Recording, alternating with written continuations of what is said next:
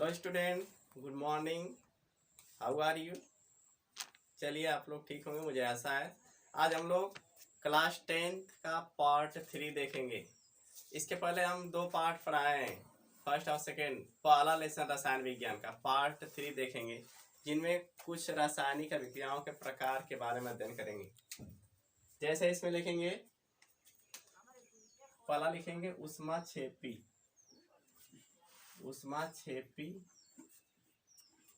अभिक्रियाएं।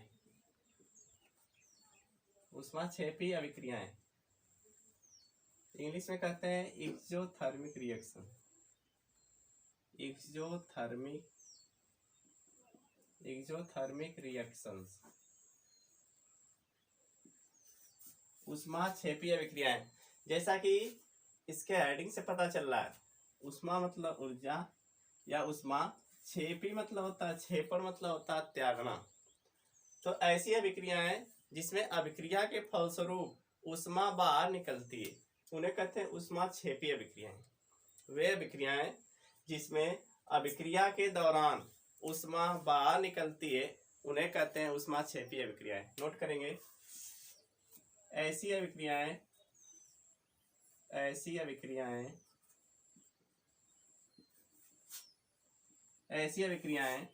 जिनमें अभिक्रिया के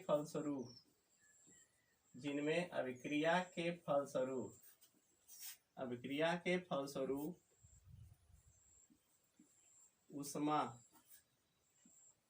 ऊष्मा बाहर निकलती है या रिलीज होती है, बाहर निकलती है, उसे ऊष्माक्षेपी अभिक्रियाएं कहते हैं। हो गया। ऐसी अभिक्रियाएं जिनमें अभिक्रिया के फलस्वरूप ऊष्मा बाहर निकलती है, उन्हें कहते हैं ऊष्माक्षेपी अभिक्रियाएं। ठीक है, एग्जाम्पल देखेंगे। जैसे C+O2। C मतलब कार्बन, ग्रेफाइट यहाँ लेंगे।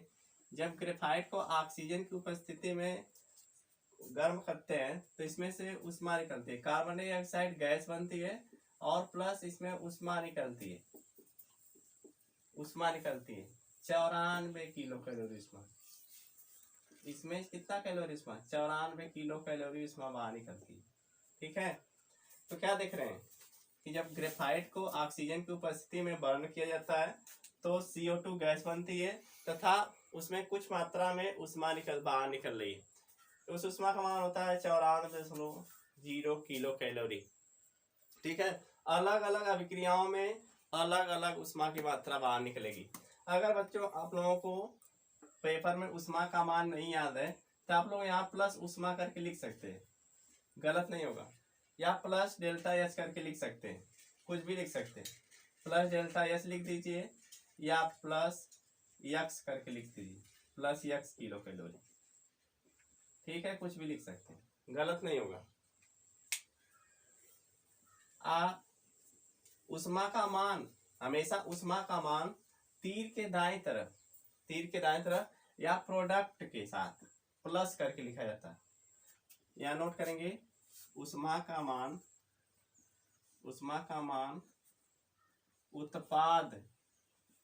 उत्पाद के साथ प्लस करके लिखते हैं।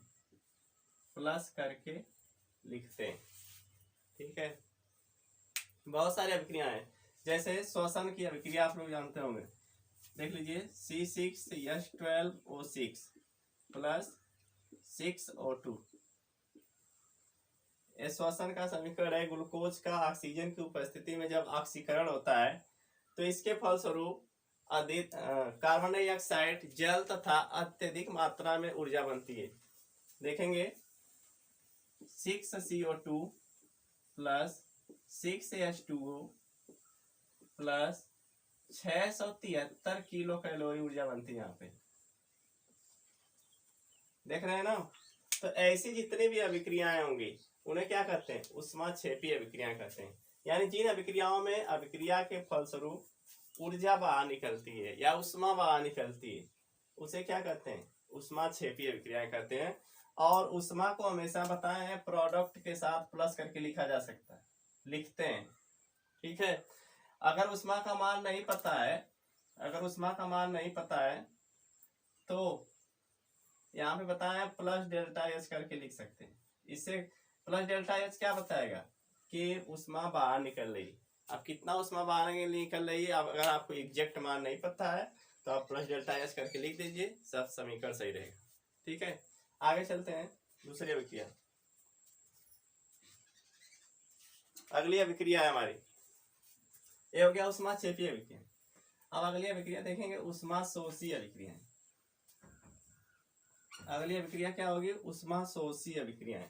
हेडिंग लिखेंगे ऊष्माशोषी अभिक्रियाएं।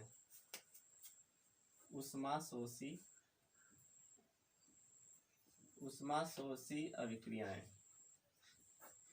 जैसा कि शब्द के नाम से पता चल रहा है, इसके नाम के शब्द से ही पता चल रहा है क्या कि ऊष्माशोषी, इंग्लिश में कहते हैं, लिख ले इंडोथर्मिक रिएक्शन। इंग्लिश में लिखेंगे endothermic reaction,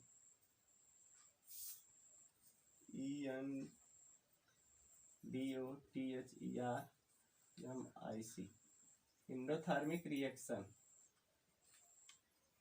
ENDOTHERMIC, endothermic reaction. Reactions कर लेंगे क्योंकि यहाँ अभिक्रियाएं लिखा है, ठीक है ना। तो क्या पता चल रहा है? इसके नाम से ही पता चल रहा है कि उष्मा का शोषण करने वाले, यानी उष्मा का शोषण से तात्पर्य यहाँ है कि कुछ अभिक्रियाएं ऐसी होती हैं जिनको करवाने के लिए हमें उष्मा देना पड़ता है, बाहर से उष्मा उसको देनी पड़ती है, बिना उष्मा दिए वो अभिक्रिया नहीं होती है। तो उन अभिक्रियाओं को कहते हैं ऊष्माशोषी अभिक्रियाएं। ऐसी अभिक्रियाएं जिनको संपन्न करने के लिए या जिनको संचालित करने के लिए हमें उष्मा की आवश्यकता होती है या बाहर से उष्मा देनी पड़ती है, उन्हें कहते हैं ऊष्माशोषी अभिक्रियाएं। लिखेंगे ऐसी अभिक्रियाएं, ऐसी अभिक्रियाएं, ऐसी अभिक्रियाएं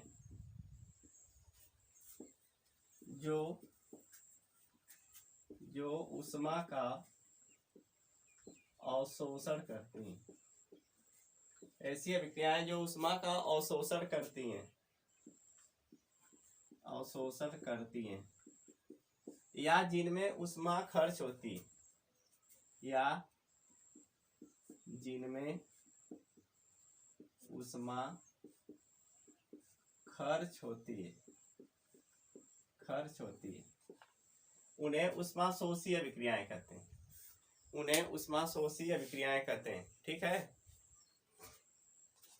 नोट करेंगे, उन्हें ऊष्माशोषी अभिक्रियाएं कहते हैं।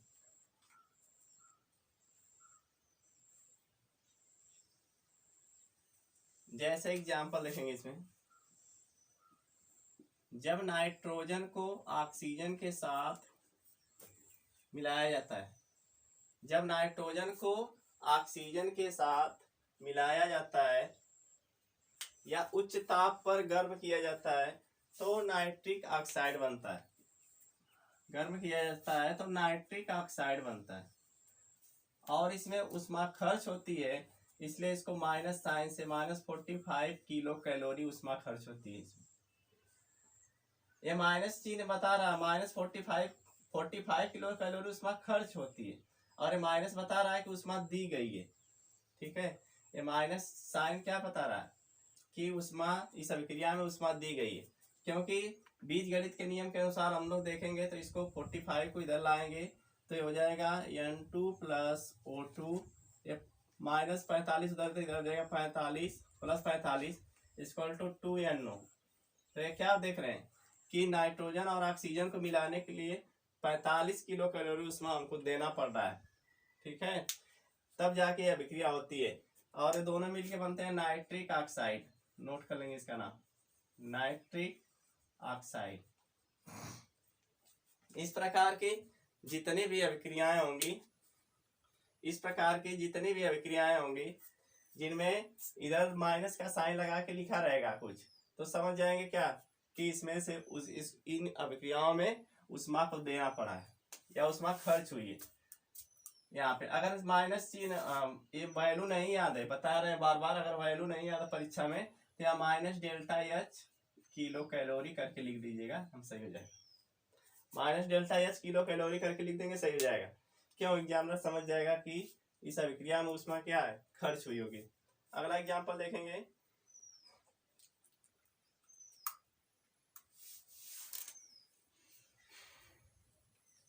दिखा रहे हैं इसको।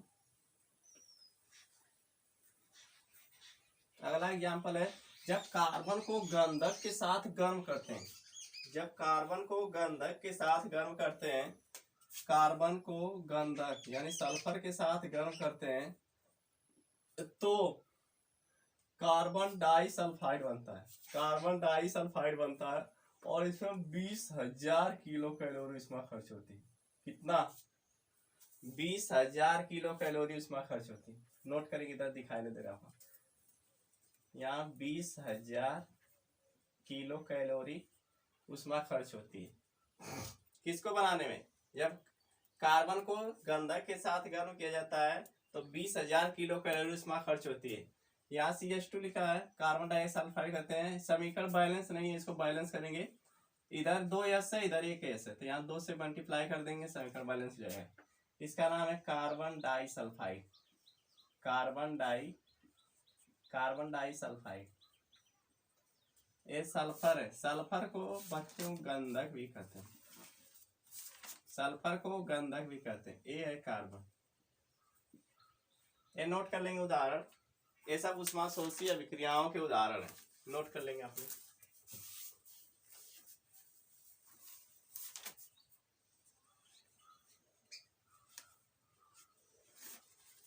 आगे देखेंगे,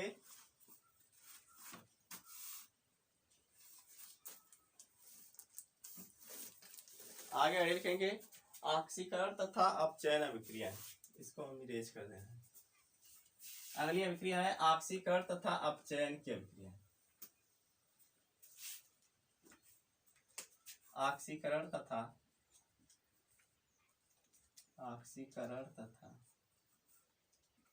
अपचयन की अभिक्रिया, ऑक्सीकरण तथा अपचयन की अभिक्रिया।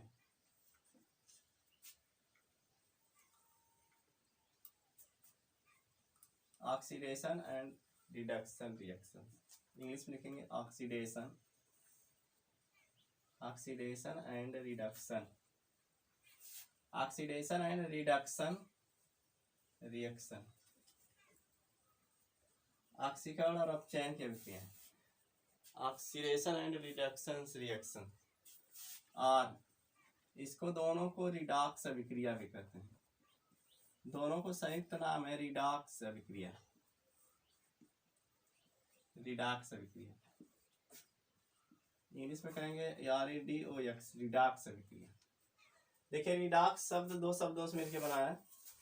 यहाँ रिडक्शन से RE लिया गया है, RED, रिडक्शन का रेड लिया गया है और ऑक्सीडेशन का OX लिया गया है और बन गया है क्या?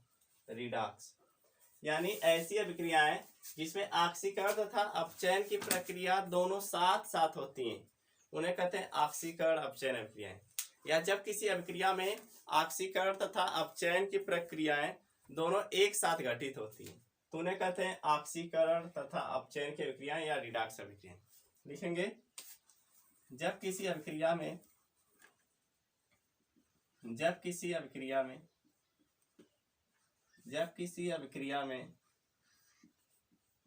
ऑक्सीकरण तथा अपचयन की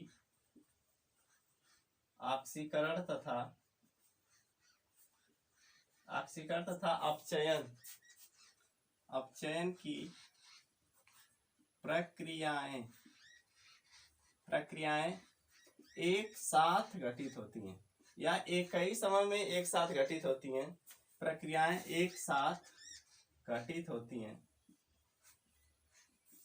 होती हैं तो उसे रिडॉक्स अभिक्रिया कहते हैं या ऑक्सीकरण अपचयन की अभिक्रिया कहते हैं, रिडॉक्स अभिक्रिया कहते हैं, रिडॉक्स अभिक्रिया कहते हैं। ठीक है, जब किसी रासायनिक अभिक्रिया में ऑक्सीकरण तथा अपचयन की प्रक्रिया दोनों साथ साथ होंगी तो ऐसी अभिक्रियाओं को कहेंगे रिडॉक्स अभिक्रिया या ऑक्सीकरण तथा अपचयन की अभिक्रिया। एग्जाम्पल देखेंगे, एग्जाम्पल लिखेंगे, जैसे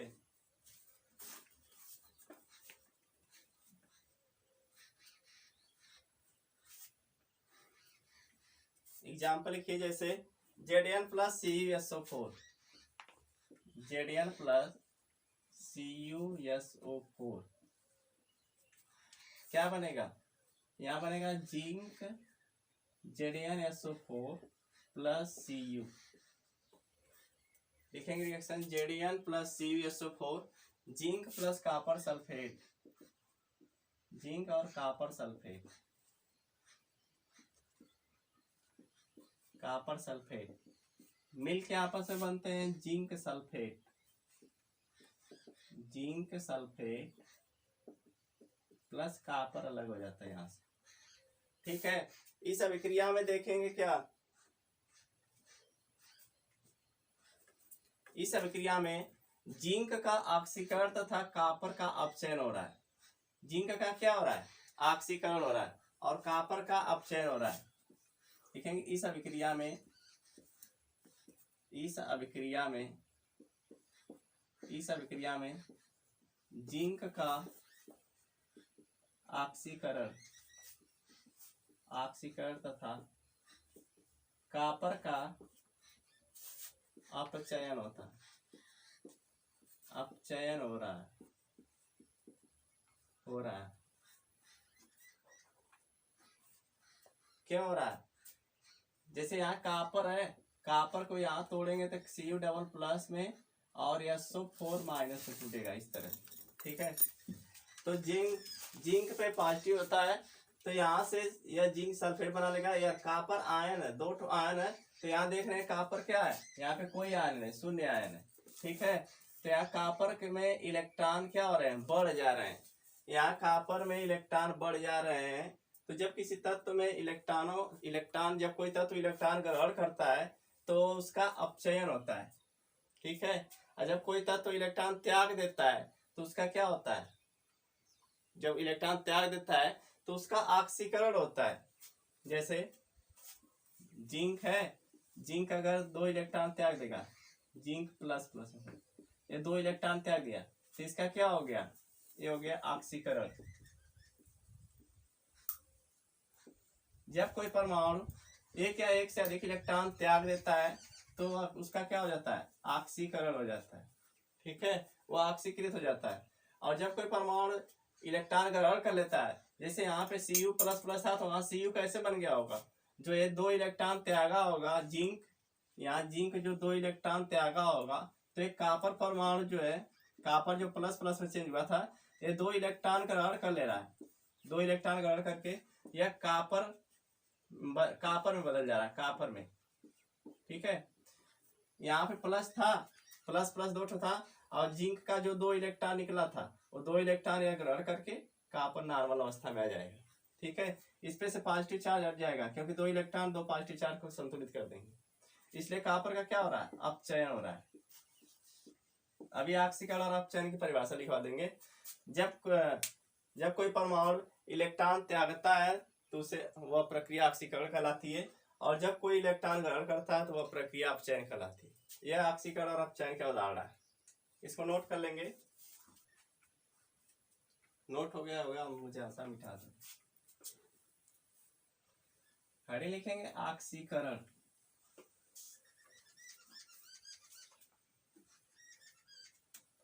ऑक्सीकरण,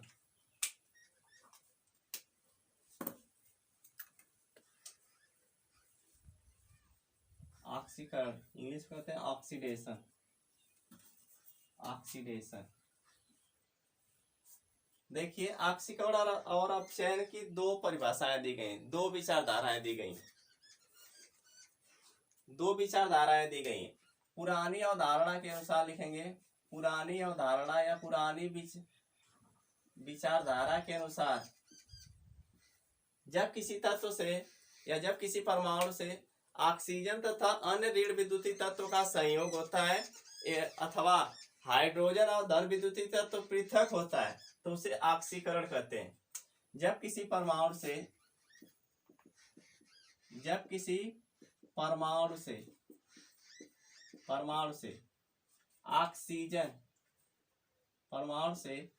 ऑक्सीजन अथवा ऋण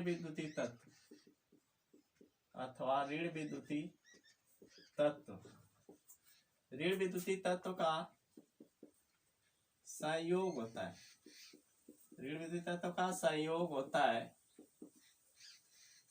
है अथवा दूसरे शब्दों में कहेंगे हाइड्रोजन या धन विद्युतीय तत्व पृथक होता है, धन विद्युतीय तत्व पृथक होता है तो उसे क्या कहते हैं? ऑक्सीकरण कहते हैं। इस प्रक्रिया को ऑक्सीकरण कहते हैं। अथवा नई धारणा के अनुसार या आधुनिक विचारधारा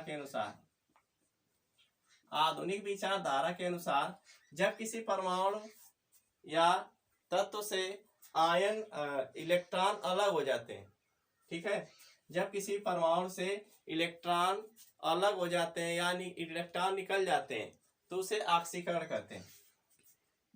जब किसी परमाणु से इलेक्ट्रॉन निकल जाते हैं तो उसे ऑक्सीकरण कहते हैं। ये दो विचारधारा हो गई। जब किसी परमाणु से इलेक्ट्रॉन पृथक हो जाते हैं या निकल जाते हैं तो उसे ऑक्सीकरण कहते हैं। अपचयन इसका उल्टा होता है। ऑक्सीकरण को एक और नाम से जान जाएंगे, उपचयन भी कहते हैं इसको। कभी कभी परीक्षा में इस नाम से भी पूछ देगा, उपचयन किसे कहते हैं। अब आगे देखेंगे अपचयन किसे कहते हैं। इसकी सेम उल्टा प्रोसेस होती है अपचयन। देखेंगे अपचयन, ऑक्सीकरण और अपचयन समझेंगे तभी अच्छा रहेगा, नहीं तो नहीं कर पाएंगे। यहाँ पे लिखेंगे अपचयन, अपचयन रिडक्शन कहते हैं।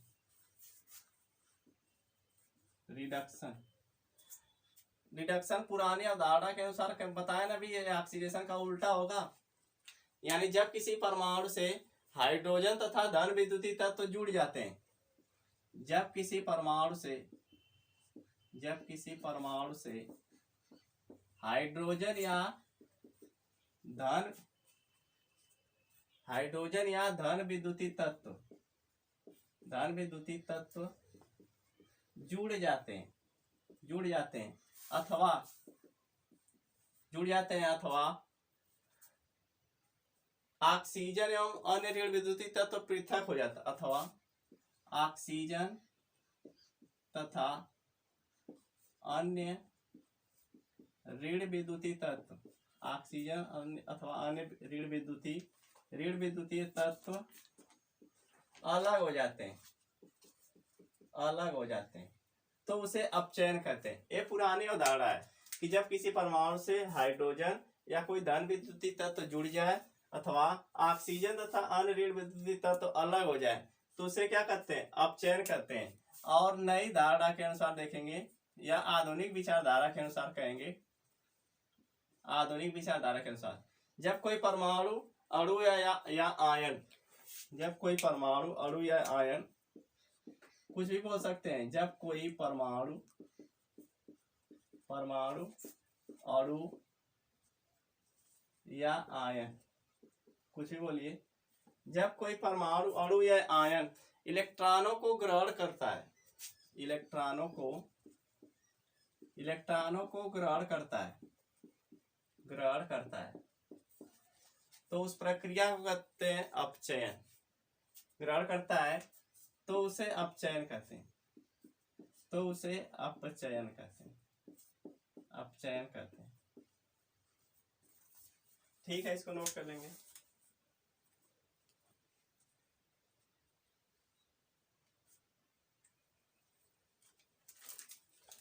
नोट कर लेंगे, मिटा दे रहे हैं।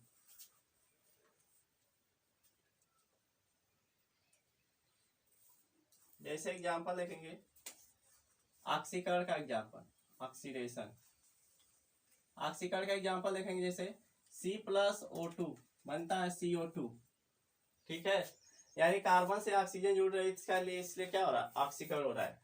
और इलेक्ट्रॉनिक अवधारणा के अनुसार देखेंगे तो जैसे जिंक है, जिंक से अगर 2 इलेक्ट्रॉन निकल जाएंगे तो जिंक प्लस आयन बदल जाएगा, यानी जिंक का क्या हो गया, यहाँ पे ऑक्सीकरण हो रहा है, ऑक्सीकरण हो रहा है। यानी जब कोई परमाणु इलेक्ट्रॉन त्याग देता है या इलेक्ट्रॉन बाहर निकल जाते हैं तो उसका क्या हो रहा है, ऑक्सीकरण, जिंक का ऑक्सीकरण हो रहा है। यह पुरानी अवधारणा के अनुसार है या ये वाला नई अवधारणा के अनुसार है, इलेक्ट्रॉन के अनुसार। इसी का उल्टा क्या होता है, अपचयन। जब किसी परमाणु से हाइड्रोजन जुड़ जाता है, जैसे H+Cl होता है ना, क्या बनता है, H2+Cl2 होता है, तो यहाँ बनता है HCl2 HCl, यानी हाइड्रोजन क्या कर रहा है, यहाँ पे जुड़ रहा है, तो इसका क्या हो रहा है, अपचयन, ठीक है। या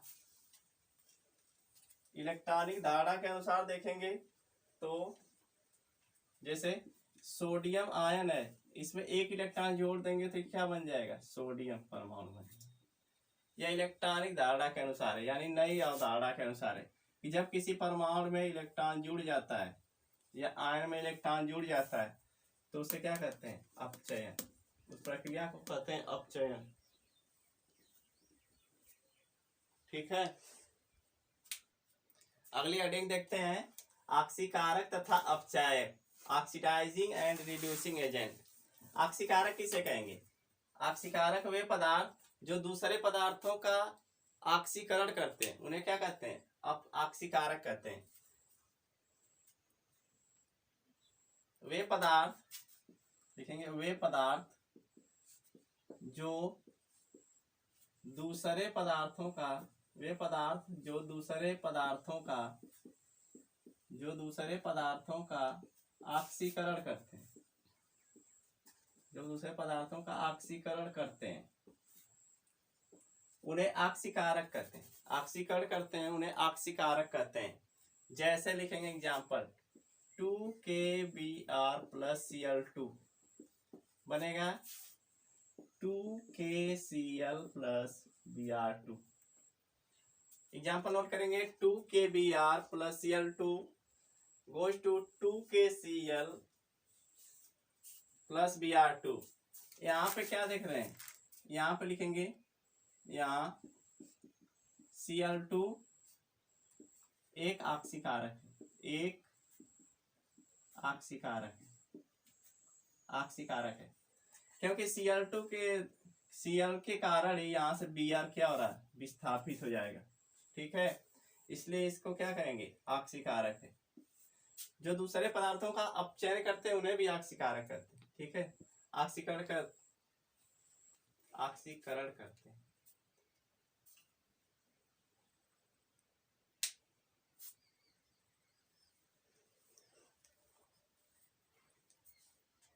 नोट कर लीजिए इसको। अगला है अपचायक। अपचायक लिखेंगे, वे पदार्थ जो दूसरे पदार्थों का अपचयन करते हैं, वे पदार्थ जो दूसरे पदार्थों का अपचयन करते हैं, अपचयन करते हैं, उन्हें अपचायक कहते हैं, उन्हें अपचायक कहते हैं। नोट कर लीजिए, परीक्षा में पूछता है कि ऑक्सीकारक किसे कहते हैं, उदाहरण बताइए, और अपचायक किसे कहते हैं, उदाहरण बताइए। एग्जाम्पल लिखेंगे, 2HgCl2 plus SnCl2 goes to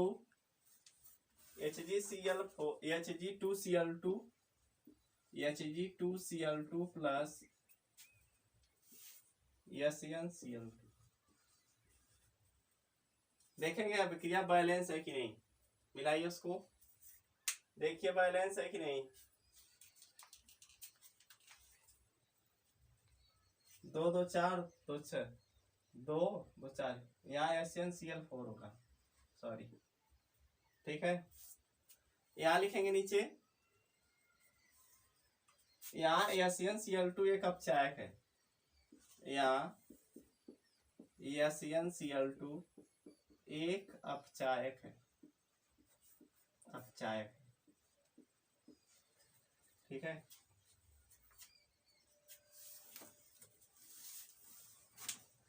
ये हो गया आक्सीकारक और अपचायक, मिटा रहे हैं। एक और हेडिंग देखेंगे इसमें, एक लास्ट हेडिंग है, आक्सीकरण अपक्रियाओं के दैनिक जीवन में प्रयोग। आक्सीकरण अपक्रियाओं के दैनिक जीवन में क्या प्रयोग होते हैं, हेडिंग लिखेंगे, आक्सीकरण अभिक्रियाओं के दैनिक जीवन में प्रयोग। आक्सीकरण अभिक्रियाओं के, आक्सीकरण अभिक्रियाओं के दैनिक जीवन में प्रयोग, दैनिक जीवन में प्रयोग, यानी आक्सीकरण अभिक्रिया हमारे दैनिक जीवन में कैसे क्या उपयोगी है। तो इसमें पहला लिखेंगे, यानी आक्सीकरण हमारे दैनिक जीवन में वो किन किन क्षेत्रों में रासायनिक अभिक्रियाएं, मतलब आक्सीकरण की अभिक्रियाएं होती है, उसको जानना है। तो इसमें पहला लिखेंगे संक्षारण। संक्षारण क्या होता है, क्रोजन कहते हैं, COROSION, क्रोजन। जब किसी धातु को वायु के, नम वायु के संपर्क में रख देते हैं तो उसकी ऊपरी परत का क्षरण होने लगता है, इसी प्रक्रिया को संक्षारण कहते हैं।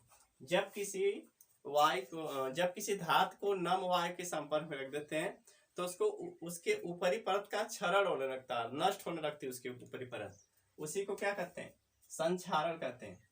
तो आप कहेंगे ये आक्सीकरण अभिक्रिया से कैसे संबंधित है, तो जो संक्षारण की प्रक्रिया होती है, जैसे लोहे में जंग का लगना, जैसे क्या, लोहे में जंग का लगना, जंग लगना, तो जो लोहे में जंग लगता है यह एक आक्सीकरण की प्रक्रिया होती है। कौन सी प्रक्रिया होती है, आक्सीकरण की। पूछता है लोहे में जंग लगना कैसी प्रक्रिया है, तो बताएंगे आक्सीकरण की प्रक्रिया है।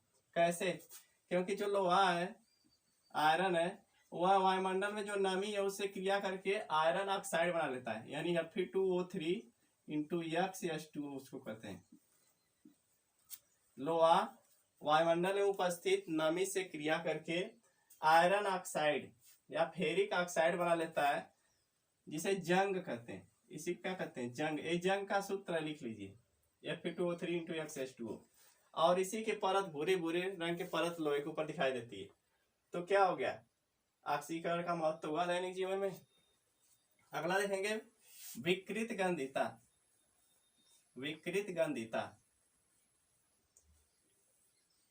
संक्षारण में और बहुत सारे वो बता सकते हैं यहाँ पर, जैसे चांदी पे, चांदी की सतह पर, चांदी की सतह पर काले रंग की जो परत होती है, काले रंग की परत, जैसे पायल वगैरह पहनते हैं तो वो काले रंग का दिखाई देने लगता है कुछ दिन बाद, क्योंकि वो ऑक्सीकृत हो जाता है नमी से।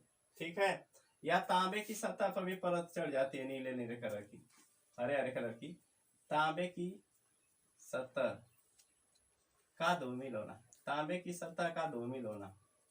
ये सब जो एग्जाम्पल दैनिक जीवन में देख रहे हैं आप लोग, वो क्या है, ऑक्सीकरण के कारण ही होता है। ठीक है, और ये सब संक्षारण कहलाते हैं, मतलब किसी धातु के ऊपरी परत का नष्ट होना ये संक्षारण कहलाता है। आगे देखेंगे विकृत गंधिता, इसको कहते हैं रेंसिडिटी। रेंसिडिटी, व्हाट इज ये रेंसिडिटी, विकृत गंधिता क्या है। विकृत मतलब होता है बेकार, गंध मतलब गंध, यानी बेकार गंध वाला, बेकार गंध।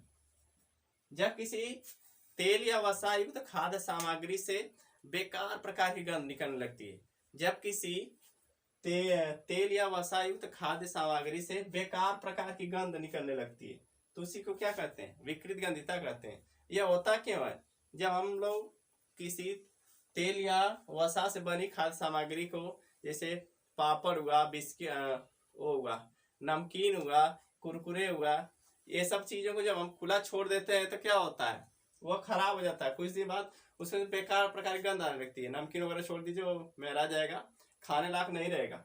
तो जो बेकार प्रकार की गंध होती है वही क्या होता है, विकृत गंधिता उसी को कहते हैं। यह होता क्यों, यह ऑक्सीकरण के कारण ही होता है। किसके कारण? ऑक्सीकरण प्रक्रिया के कारण। यानी जो वायुमंडल में नमी है उसी से वह क्रिया कर लेता है और वह ऑक्सीकृत होकर क्या बना लेता है, उसमें बेकार प्रकार की गंध आने लगती है, बहुत सारी हानिकारक गैसें बनने लगती है उसमें। ठीक है, ये हो गया है।